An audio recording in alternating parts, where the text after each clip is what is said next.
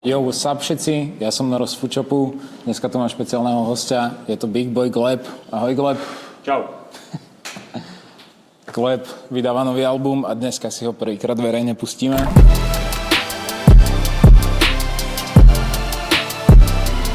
Začnem prvou otázkou. Ako teda vznikla tá prezývka Gleb? Bráška, to je starý joke. Strašne Tak. starý joke. Aj si mi vonko hovoril, že mám prichystaný na teba strašný vtipek a ja som vedel, že toto povieš, ale to už je strašne staré. Teraz sa Takže cítim... máš ešte v zálohe nejaký vtipek? Už nemám vtipek. Strašne si ma expozol. Mám chuť odísť, Tak ale... otočme stranu. Otočme stranu. Dobre, poďme na to. O pár dní teda vyjde album Dlhá cesta domov. Mňa zaujíma, ako si to mám ako fanúšik interpretovať. Je to Dlhá cesta domov z párty, alebo si myslel niečo iné? Kúkos, rád by som tam pridal niečo umelecké, niečo také zaujímavé k tomu. Najprv som akože bol presvedčený, že viem, prečo sa to tak volá, a teraz keď som si vypočul všetky tie tracky, tak absolútne neviem, prečo sa to tak volá. Ale pod tým názvom je strašne veľa vecí schovatých, akože v každom tracku, nie v každom, ale v niektorých trackoch to vždycky spomeniem tú vetu v nejakom kontexte, takže vždycky to ako keby dáva logiku. No tak aký to je pocit robiť rozhovor, keď si nepočul album, vieš?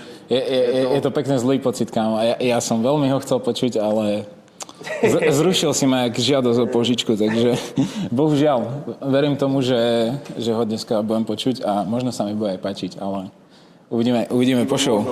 Iba možno. Stále je tam to možno.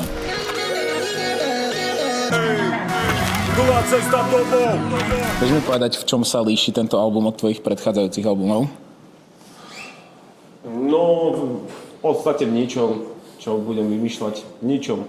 Starý dobrý Gleb, ale je tam taký nový štýl rapovania. Ja v poslednej dobe počúvam veľa detroitského rapu, tak sú tam vlastne dva tracky. Je to taká forma rapovania, ktorej sa hovorí shit talking.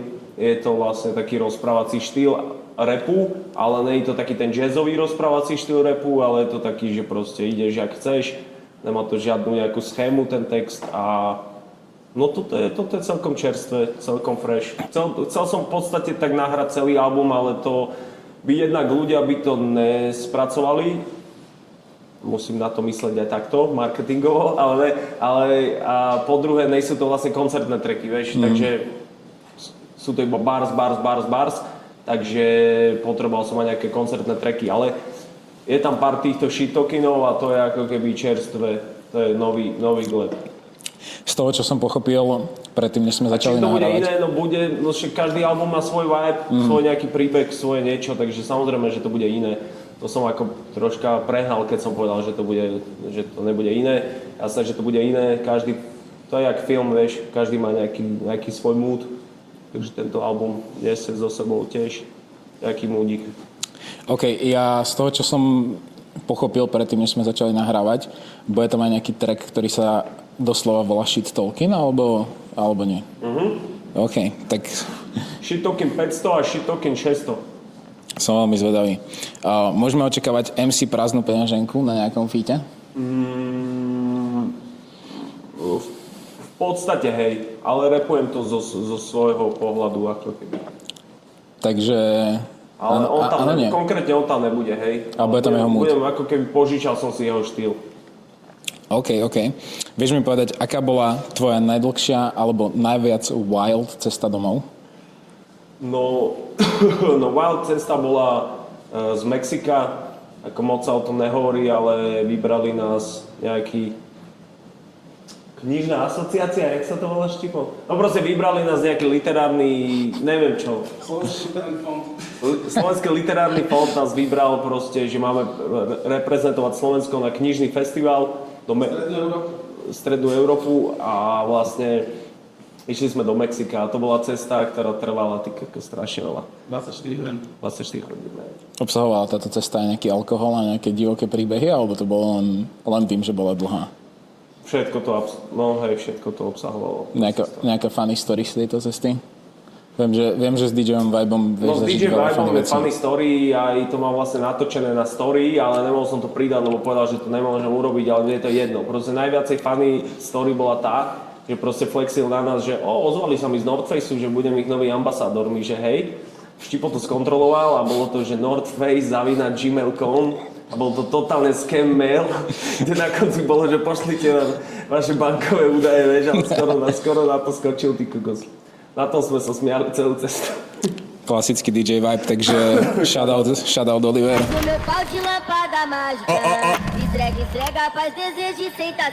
Ďalej ma zaujíma, ty si historicky moc nešiel featy na svojich albumoch. Bude to takto aj teraz, alebo máš tam nejaké zaujímavé spolupráce?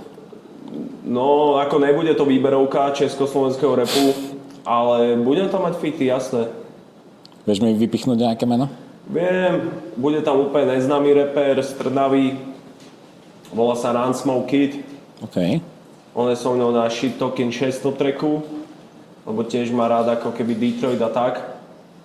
A potom tam bude taký spevák,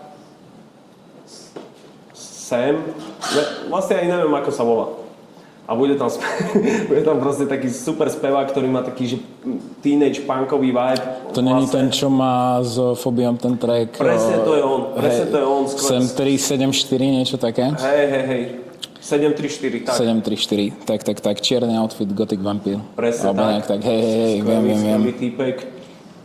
A potom tam budú moji kamoši, no. OK. Takže žiadne veľké featy. OK, pecka. Zmenil sa nejak proces tvojej tvorby, odkedy si sa stal otcom? Alebo ako vyzerá bežný deň Big Daddy Gleba? No, ne. Tiež som si myslel, že zrazu začne písať niečo také, z niečo duchaplné, ale vlastne nič také sa nedieje. Stále som vlastne, ľudia si myslia, že sa zmeníš celý úplne, vieš, ale ne. Ako keby toto sa nezmenilo, aj keď som tam napísal taký pekný rodinný text, ten bude na albume, ale inak sa nič moc nezmenilo.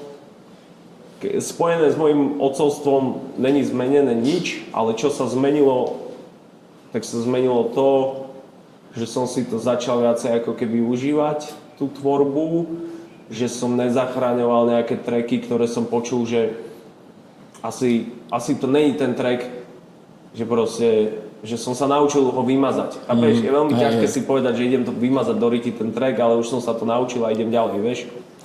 Nice. A máš pocit, že máš tak nejak menej času na felanie, alebo takto, keď máš dieťa? Ja som ani predtým nemal až tak extra veľa času na felenie, vieš. Ja nemám nerad, predčasne oslavujem. Ja ako keby moje felenie sú koncerty, ja nepotrebujem ešte vidieť tých svoju partu cez týždeň, Pane Bože.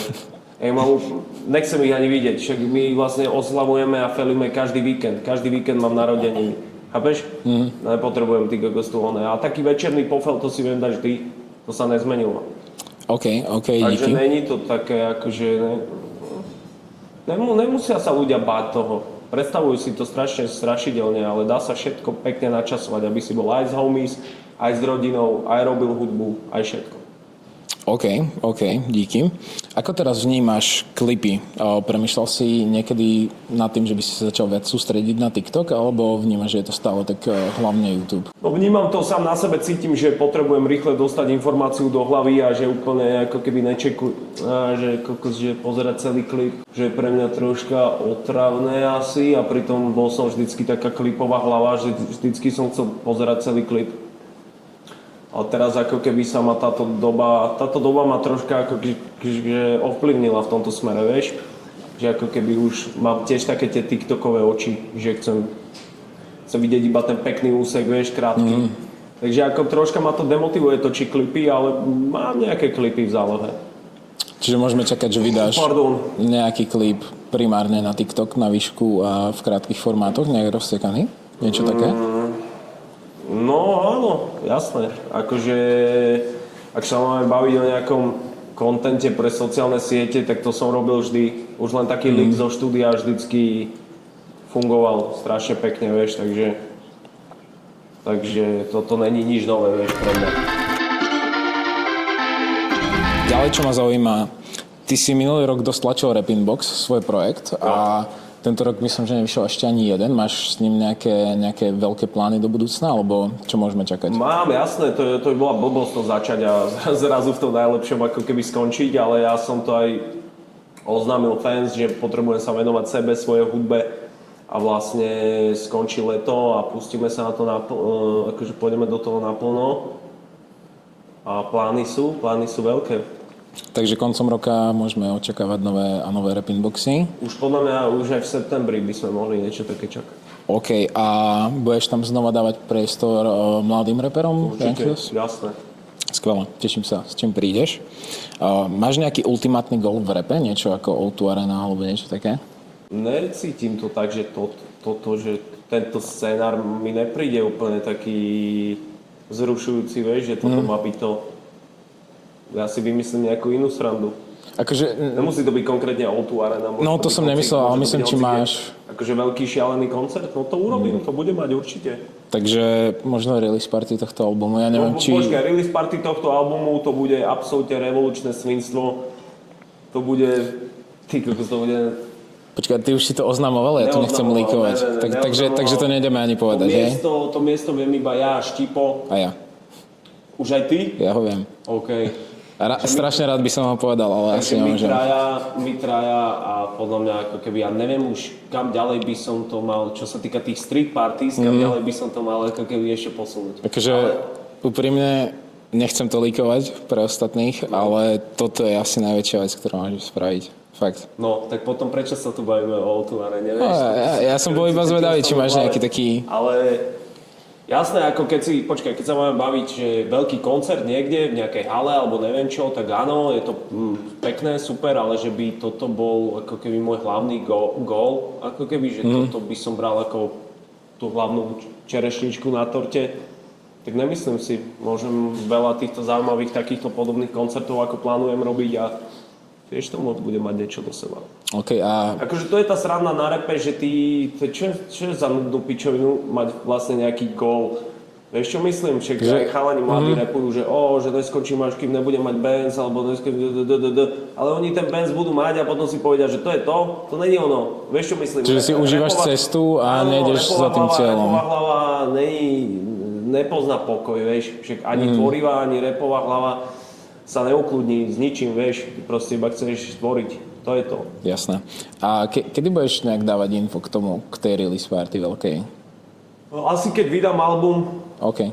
Album by som chcel vydať budúci týždeň, ale tak akože celkom akože tak tento album celkom ideme tak punkovo. Akože nemáme to úplne nalinkované, že teraz toto, akože oslobodil som sa od týchto vecí, vieš čo myslím, som v rape dlho, takže môžem mať v tomto takú slobodu a jak budem cítiť, tak dropnem album, ale určite to bude tento mesiac a release party bude 23.5. Yes. A toto je dôležitá info a album tým pádom bude ešte predtým. Yes, skvelé. Ďalej ma zaujíma, ty pravdepodobne teda sleduješ youngsters na scéne, máš nejakých favoritov aktuálne, koho by si mohol vypichnúť? Už si spomínal teda toho Sema, neviem, jak tam správne vysloviť. Ale on je spevák, Gunsmoke, akože úplných freshmanov, ktorí nemajú možno ani album a tak ďalej. Buď freshmanov, alebo nejaký underground, niečo také. Ja viem, že ty si celkom vycenil Milky Savage v rape. No, určite, ale on je tiež akože nehádzal by som ho do rapovej polievky, on je úplne, že on má antištýl, vieš. Cením, jasné. Cením aj chalanov, čo boli v rapping boxe, som zvedavý, že čo robia a čo ako keby budú robiť. Mňa, keď som sa pripravoval na ten rozhovor, tak mi konkrétne napadol Dušan Vlk, ktorý, myslím, že v Real Talku spomínal, že ťa cení, že by s tebou kľudne aj spolupracoval. Vnímaš ho nejako, vieš, kto to je? Nepočul som veľa trackov, viem, kto to je. OK. Viem, kto to je. To, čo som počul, zatiaľ ako keby ma nejak nehytlo, ale držím palce, fandím. OK, díky. Aký to bol pocit zasadnúť do poroty Mac v rapu? To bolo pre teba vlastne prvýkrát v takejto nejakej porodcovskej úlohe? Úplne nevďačná úloha, odporná úloha, úplne, akože, ale bola to sranda, ale akože keď sa na to máme tak pozrieť triezvým okom, tak je to veľmi také nevďačné. Vieš čo myslím? Že nechceš ako nejak zhejtovať niekoho, ale zároveň, keď to není dobre, tak toto myslíš? Chceš niekomu pomôcť, aj mu niečo vysvetliť a on je taký, že začne sa hneď obhajovať a tak. Ale počkaj, keď si sa pýtal, že aké to bolo, tak to bola totálna sranda a však mne to vlastne, ja som mal byť ako keby jeden z tých hlavných porodcov, ale som hovoril, že nejdem do toho, som to odmietal, tak mi aspoň ponúkli, aby som dal jedno kolo to bratislavské a som povedal, že to asi OK, no, tak ako taký hlavný reprezentant BA City, tak akože musel som to dať. A bolo to fajn, bola to sranda.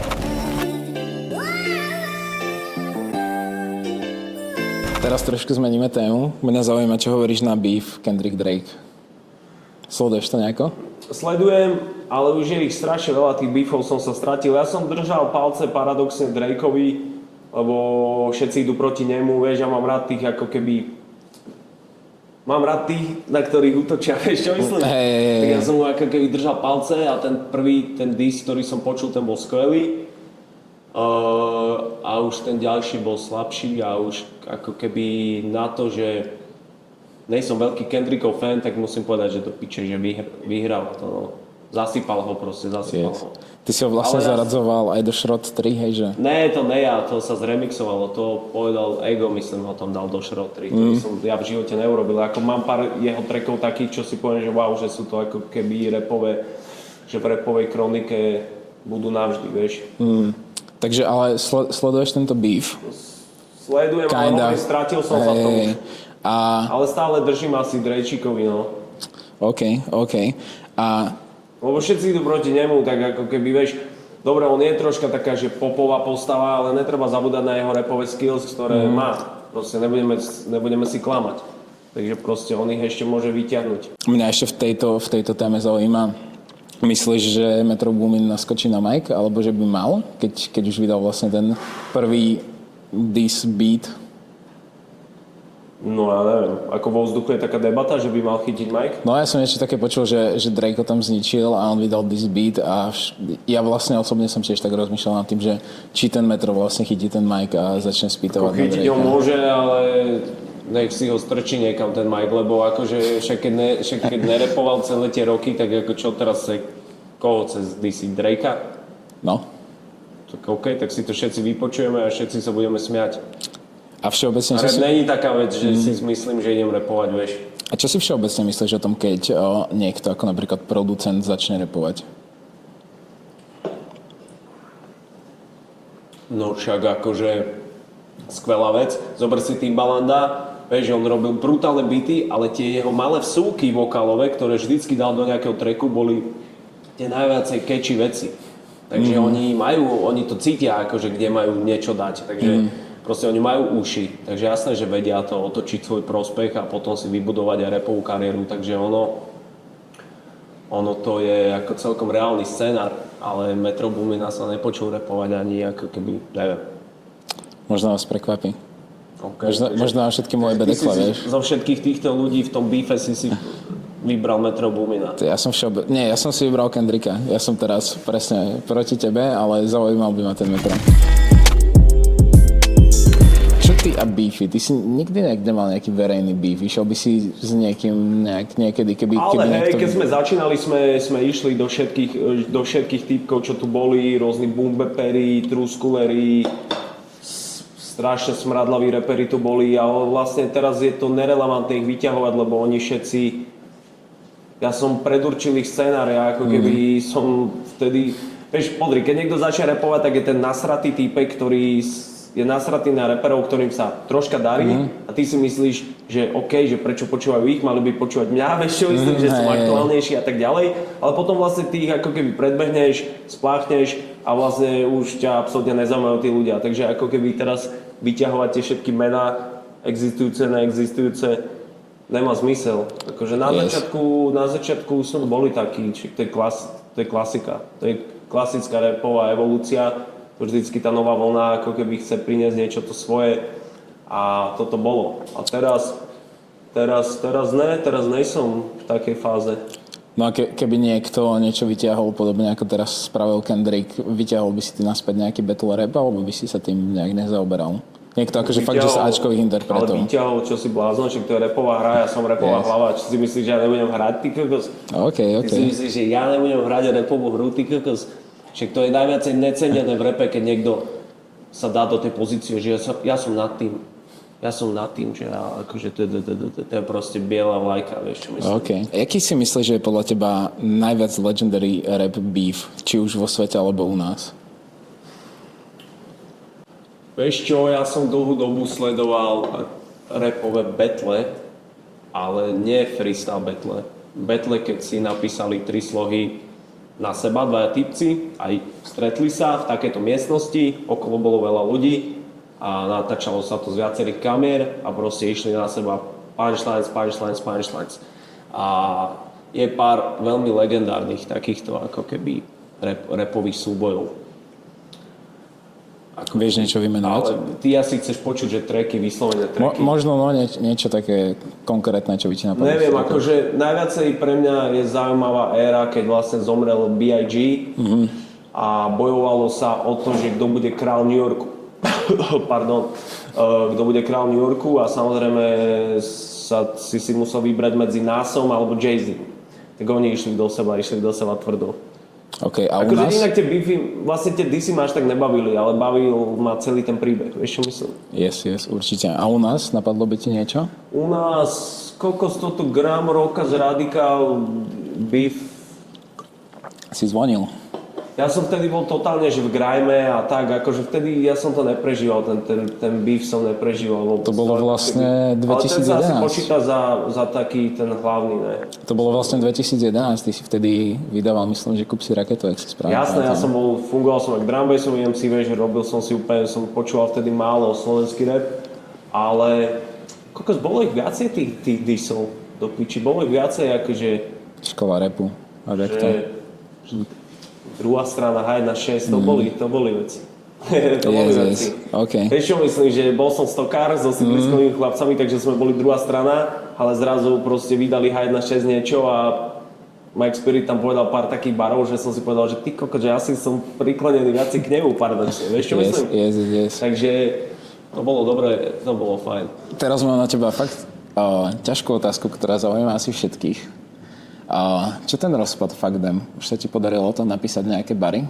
Keď všetci už čakáme 2 roky alebo koľko? Nikto nečaká. Úplne neaktuálna téma. Strašne by to bolo trapné, keby som teraz vyťahoval, vieš. A hlavne je to také neférové a veľmi... Je to nesprávne vyťahovať interné veci asi. Tak akože nejsom takto vychovaný, vieš čo myslím?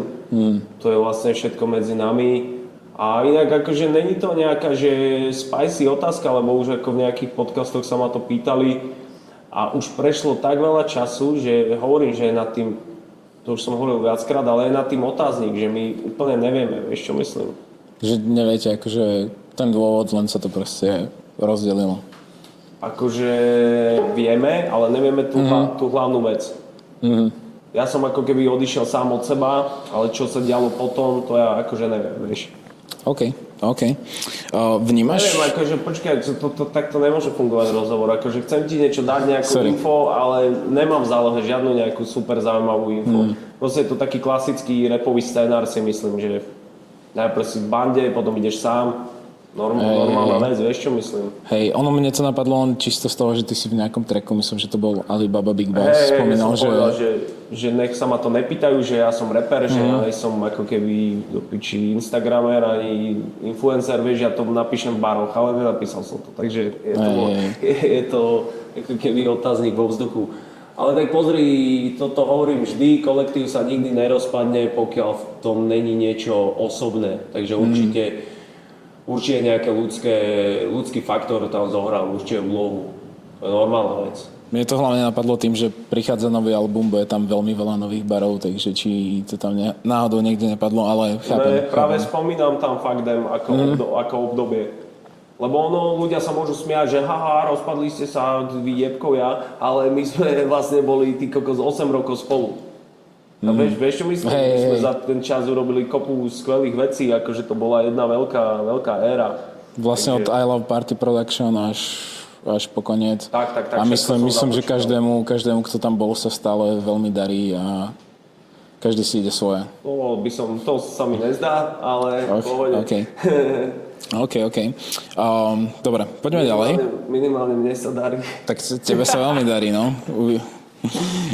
Nový album roka. Ešte rozhodne o mojom scenári. Tak verím tomu, že hej, z toho, čo som počul minimálne na tej zvukovke, určite áno. Poďme teda ďalej. Mňa zaujíma, vnímaš ty politiku a riešiš to nejako, alebo si úplne mimo toho? Koľko zhanbím sa, nejsom na to hrdý, snažím sa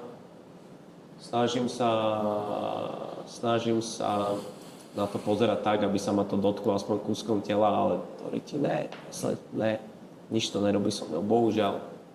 Nebudem sa na nič hrať. Fakt, koľko z niektorí ľudia sú v tom tak hlboko, že ja normálne, keď počujem o tom, jak o tom rozprávajú, tak sa hanbím, že Pane Bože, že malo by ma tiež zaujímať. Lebo ja si uvedomujem, že politika je všetko okolo nás. Vieš, čo myslím, politika je všetko. Takže ja si tieto veci uvedomujem. Preto ja nejsom hrdý na to, že... Ale nemôžem sa prinútiť, proste fakt ma to nezaujíma. Je to možno taký egoistický pohľad na vec, ale ja proste viem, že na Slovensku sa dá robiť, zarobiť, žiť pekne. Vieš, čo myslím? Toto sú tie dôležité veci. Myslíš, že keď rap začínal tak, ako začínal, tak patrí nejak tá politika a tá sociálna téma do toho? Patrí. Práve preto som taký, že mám taký vnútorný boj. Politika patrila vždy. Zober NWA, zober si všetky tie hlavné tváre rapu, všetkých otcov, tak oni boli vždycky, vieš, proste protisystémový. Čo teda gleb a fashion? Čo by si povedal, že najviac ovplyvňovalo tvoj štýl? Nuda. Kámo, sme vo fashion store, takže... Čo ma ovplyvňovalo? Akože tvoj štýl počas toho, jak si vyrastal až do dnes. Neviem, no tak úplne na začiatku totálny hip-hop, Amerika, a potom vlastne som bol stokár, čiže som sa musel obliekať do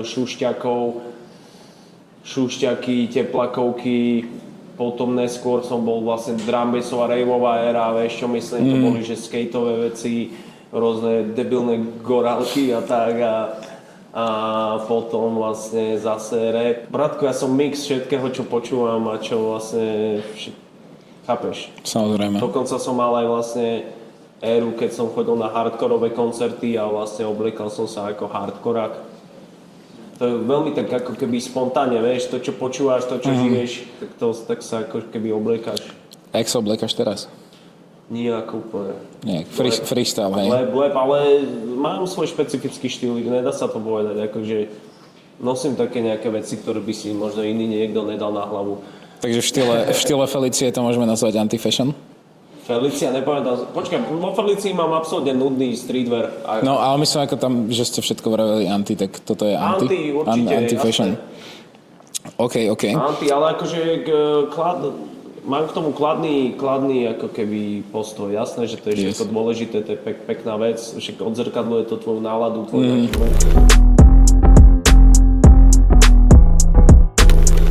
Keďže sme vo Foodshope plnom tenisiek, sleduješ nejak tenisky, máš nejaký vysnívaný pís? Nemám. Nemáš nič. Ale sleduješ to nejako? Neviem, čo to znamená sledovať. Čo vychádza, nejaké novinky? Čo je ten mega drahý kúsok a tak ďalej? No, niečo takéto. Nemám šajnu. Čiže len proste dojdeš do obchodu, vybereš si, čo sa ti páči. OK. Je jedno, aká značka, čo je to za nuda si nájsť svoju obľúbenú jednu značku a ako keby... normálne, pocitovo, pekne, prirodzene, úprimne. No a keď už sme pri tých teniskách, tak ja tu mám pre teba dneska jednu špeciálnu vec. Je to vlastne naše kolabo Foodshop Adidas. Budeš prvý človek na svete, ktorý ich má. Takže mne ich teraz nejaká dobrá duša z produkcie asi podá. Tak to si to vezmem v tejto krásnej taške. Si prvý človek na svete, ktorý má toto kolabo, ktoré sa robilo veľmi dlho. A nie je to len tak obyčajná bota, je veľmi špecifická, je napojená na hudbu a ty ako hudobník ju teda dostaneš ako prvý. Vždy to položím, kľudne si to rozbal. Okay. A je to celkom zložitá sranda. Takže ja ti k tomu vybalím ešte zvyšok. Tam máš takú džurku. V pohode, tá ti ostáva. Táto džurka. No som nemal asi Adidas boty už. Takže tak, Foodshop Adidas s názvom, je to model Forum, volá sa to Quell Beats. Takzvaná pušná alebo šťanková farba, hej? Ja to nazývam krémová farba, ale bomba. Whatever you feel. Volá sa to Quell Beats, je to napojené na hudbu a znamená to, že from quiet to loud and everything in between. A k tomu vlastne je takýto 5 pekov customizovateľných Zoberiem si patches. jeden a idem si to hneď customnúť. A zobral si práve ten loud, čo vysoké BPMs, bije ti to do hlavy a vieš si to tam takto pekne našturovať. OK, aj túto veľkú nálepku? Túto veľkú si dáš pod šnúrky. Po šnúrky? No dobré, ja poviem Štipovi, nech mi to nejak upgradene tie boty a ja si ich dám na seba. Skvelé. Takže ich upgradeneme a dneska ich ľudia uvidia prvýkrát, takže potom ešte vyberieme jeden z týchto pekov, uvidíme, ktorý sa ti najviac páči a nahodíme ich na teba. Toto môžeme zatiaľ odložiť a ja tu mám ešte posledných zo pár takých trashy otázok. Trashy, kámo. Keď už si tu ty, tak musia byť nejaké trashy otázky. Keď si tu ty, tak ti dám trashy otázku. Tak punk life. Vypadol som povedať, že som fucking trash. Tak, nechcel som to povedať tak priamo, ale happens. Dobre, ja tu mám takú halus, vieš čo, že fuck, marry, kill. Že si máš vybrať na každé jednu vec. A mám to tu na tvoje tracky. Mám tu, že kúp si raketu, Felicia a Alibaba Big Bass. OK, dobre. A čo, ako si mám vybrať nálepku? Nie. Nie, na každý track si mám vybrať. Nie, máš fuck, marry, kill. A vybereš si, ktorých z tých trackov je čo? Fuck, marry, kill. Marry. Akože oženiť sa. Jaj. Sa nechcem oženiť na svojich trackoch. Takže fuck, OK, dobre, ešte raz mi povedz názvy trackov. Kúp si raketu, Felicia a Alibaba Big Bass. OK, takže prvý track bol čo si povedal? Kúp si raketu. Kúp si raketu... Kill, čistý kill. Absolutne čistý kill. Písal som to možno, keď som mal 16, potom sa to nahralo, keď som mal 17. A išlo to von, keď som mal 18. Asi cca tak, vieš, akože bol to veľmi rýchlo napísaný track, akože ja nechápem prečo. Akože bola to taká moja prvá undergroundová hymna na všetkých tých raveoch bratislavských. Ale samozrejme, že sa neviem úplne stotožniť s tým songom, ale je to proste... Takže kľudne som ochotný ho killnúť. A vieš sa stotožniť s klipom k tomu songu? S tým klipom toho songu sa viem totálne stotožniť, lebo som ho robil ja. Yes. A vieš, chodil som s foťakom a fotil som fotky a tie fotky som ako keby nahádzal na seba a bol to taký pohyb, vieš. Yes. Akože robil som to ešte dokonca v programe na robenie hudby. OK, v ktorom programe, kde som robil beaty. Šialené, ale vlastne bol to veľmi originálny klip, ty kokos. Bojím sa povedať klip, ale bol to... Bolo to cool. Bolo to originálne, Bolo to mega, akože, nikto nemá taký klip. Ja si pamätám, že mi aj písali nejakí ľudia, takí, že zo scény, ktorí už tu dlhšie na scéne a tak a hovorili mi, že Braško, kto ti robil ten klip a tak a ja, že wow. Ja Braško, som behal po ulici, ty kokos, s foťakom a vybavené. Yes. Dobre, ďalej máme Feliciu a Alibaba Big Bass. Felicia, Mary. OK, takže fuck Alibaba Big Bass. Felicia je také niečo také úprimné. Obdobie Lavička Pimpin, vieš, keď prídeš s prvým albumom a chceš vykopnúť dvere a ideš tak proti všetkému, máš taký ten revolučný feeling v sebe, vieš, ideš proti všetkému, anti-hento, anti-tamto, robíš zlo, sme tam s Dimerom, takže je to ako určite citový track, s ktorým sa asi tiež neviem rovnako už teraz totožniť ako z Kúp si raketu, hej, ale lebo prešlo veľa rokov a tak ďalej a veľa vecí sa zmenilo, ale viem sa ako keby vžiť do vtedajšieho gleba. Yes. No takže nám ostáva fuck Alibaba Big Bass. To je track, s ktorým sa vieš asi najviac stotožniť v súčasnosti. Ak teda chápem správne. No, dobre, a prečo je?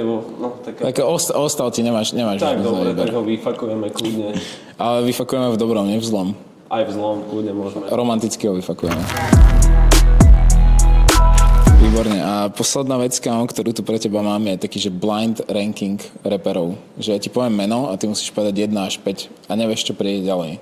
OK. A pripravil som si pre teba celkom zaujímavý zoznam. Takže budeme začať, že Biggie.